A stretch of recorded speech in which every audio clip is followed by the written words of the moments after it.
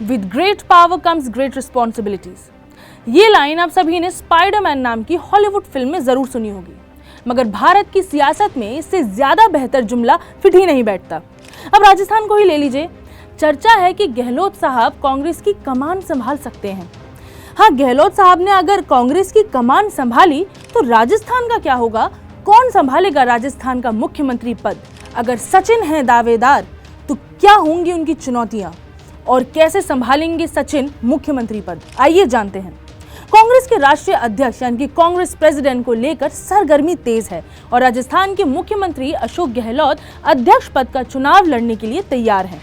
उन्होंने इसके लिए चर्चा भी शुरू कर दी है, पर्चा भी भर दिया है। अब अगर अशोक गहलोत कांग्रेस के अध्यक्ष बनते हैं तो सबसे बड़ा सवाल ये है कि उनकी कुर्सी छोड़ने के बाद आखिर राजस्थान का अगला मुख्यमंत्री कौन होगा?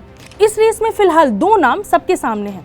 एक नाम है डिप्टी सीएम सचिन पायलट का और दूसरा नाम है विधानसभा स्पीकर डॉक्टर सीपी जोशी का। तो सूत्रों की माने तो कांग्रेस हाईकमान सचिन पायलट को मुख्यमंत्री बनाने के पक्ष में है। ऐसे में अगर ये मान लिया जाए कि सचिन पायलट ही राजस्थान के अगले मुख्यमंत्री होने वाले हैं तो पहले तो जान लेते हैं कि आखिर क्यों कांग्रेस आला कमान उन पर इतना भरोसा दिखा रहा है। तो 2018 के चुनावों में सचिन पायलट का रहा है अहम रोल। 2018 में राजस्थान में विधानसभा चुनाव हुए थे जिसमें सचिन पायलट ने एक बड़ी अहम भूमिका निभाई थी।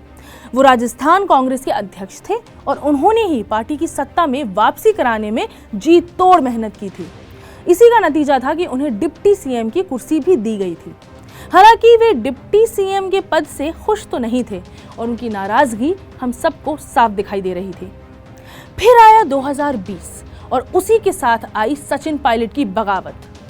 साल 2020 में सचिन पायलट की टीस साफ दिखने लगी थी।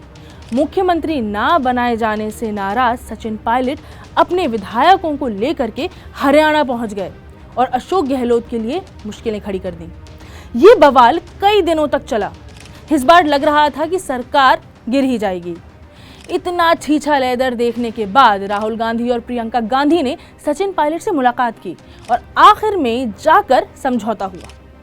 सचिन फिर से कांग्रेस के साथ आ गए और फ्लोर टेस्ट में उन्होंने फाइनली अशोक गहलोत का समर्थन किया।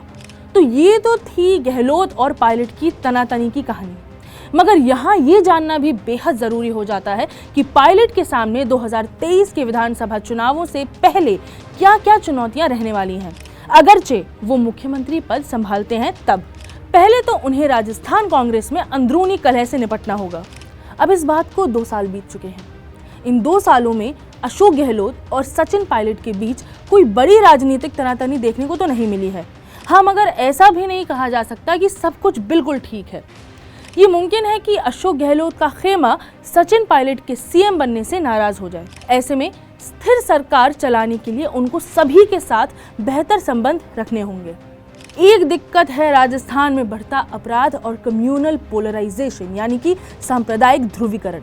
दोस्तों, राजस्थान में अपराध का ग्राफ तेजी से ऊपर जाता दिखाई दे रहा है और विपक्ष इस मुद्दे को लेकर लगातार सड़कों पर दिखाई दे रही है।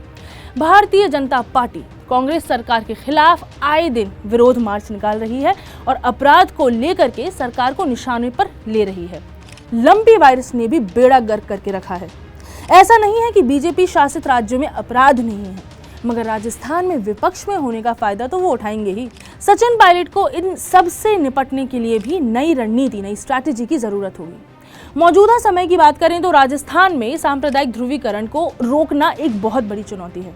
अगले चुनाव के वक्त करौली, अलवर, जोधपुर और भीलवाड़ा में हुआ बवाल काफी अहम मुद्दे होंगे।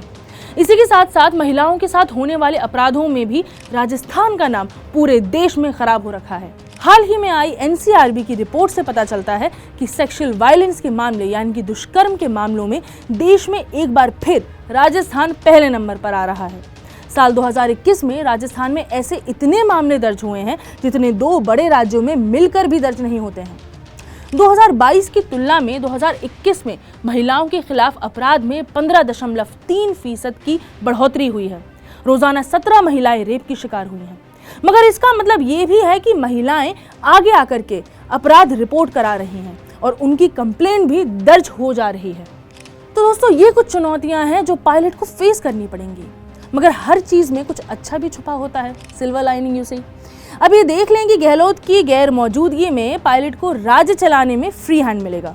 जी हाँ, भले ही सचिन पायलट के सामने चुनौतियों का अंबार लगा हुआ है, मगर उनके लिए एक अच्छी बात यह होगी कि गहलोत की गैर मौजूदगी में वो अपनी नीतियों को अपने हिसाब से लागू कर पाएंगे और किसी और से इजाज़त लेने की ज़रूरत नहीं होगी या फिर कोई रोक टोक नहीं होगी। मुख्यमंत्री की कुर्सी के साथ अगर उनको चुनौती मिलेगी तो उन चुनौतियों से लड़ने के लिए फ्री हैंड भी मिलेगा। और अगर कांग्रेस को जीत दिला दिए फिर तो कहने ही क्या है। अगले साल यानी कि 2023 में दिसंबर महीने में राजस्थान विधानसभा के चुनाव होंगे। खुद को साबित करने के लिए सचिन पायलट के पास 1 साल का समय होगा। इस 1 साल में उनको काफ़ी मेहनत करनी होगी।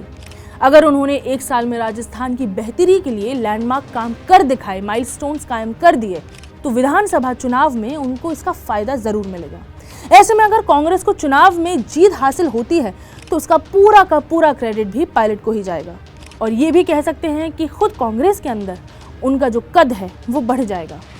और खुदा ना खास्ता अगर गहलोत का खेमा नाराज़ भी रहा तो ज़्यादा दिन शायद उनकी नाराज़गी ना चले, बशर्ते पायलट खुद को इस 1 साल में साबित कर दिखाएं, हमें नहीं, अपनी खुद की पार्टी को।